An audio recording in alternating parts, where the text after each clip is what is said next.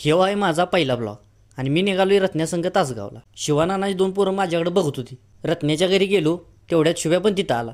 आणि ही आहे आपल्या भावाची लॅब श्री साई. इथं होम कलेक्शन सुद्धा अवेलेबल आहे. रत्न्या शुभ्याला गाडी घे म्हणून मागं लागला.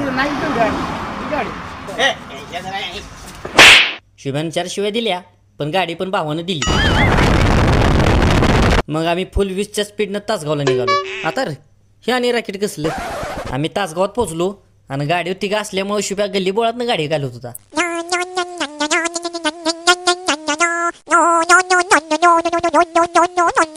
रत्न्याला कसला पेपर घ्यायचा होता म्हणून आम्ही पेपर घ्यायला निघालो.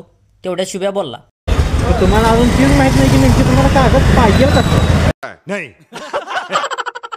मग आम्ही थेट न्यू अलंकार स्टोअर्सला गेलो. फायनली आम्हाला तो कागद भेटला. नंतर आम्ही शिवाजी महाराजांच्या पुतळ्याजवळ आलो. शुभ्या म्हटला 10च मिनिटात येतो, थांबा. भाऊ काय लवकर ये ना म्हणून म्हटलं रत्न्याला विचारावं तरी. वडापाव देणार ना? भाऊ देतो म्हटलाय आता वडापाव. जंगी पार्टी.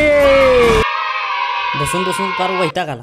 रतन म्हटला चल येडा मारून येऊ. शेवटी फिरून फिरून आम्ही तिथंच आलो. पण शुभ्या काय आला नाही. तासाभरानं शुभ्या आला भाऊ तासाभर. आणि मग आम्ही निघालो. विटा नाक्यात आल्यावर मेगा बाजार दिसला. मग काय शिरलो त्यात. शुभ्यान रत्न्या घेणार असल्यागत कपडे बघत होते. आपला लग्नाचं बसता आपण इथंच कोड्या भावा. वहिनीसाठी चप्पल इथूनच घेऊया आपण. वहिनीसाठी चप्पल इथूनच घेऊया आपण.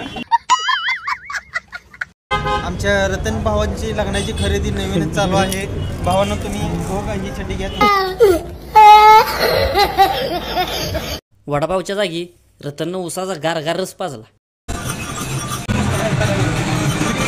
पेट्रोल पंपावर 200 गाडी फुल करायला गेलो. तेवढ्या सचिन दादाचा फोन आला गाडी बंद पडली म्हणून. मग काय गेलो लगेच घरी. अख्खं तासगाव फिरून आल्यावर म्हटलं एक भावासनी सल्ला तरी द्यावा. झाला आला जाऊन आला का? आलाच का जाऊन? आता कामाचं बघा.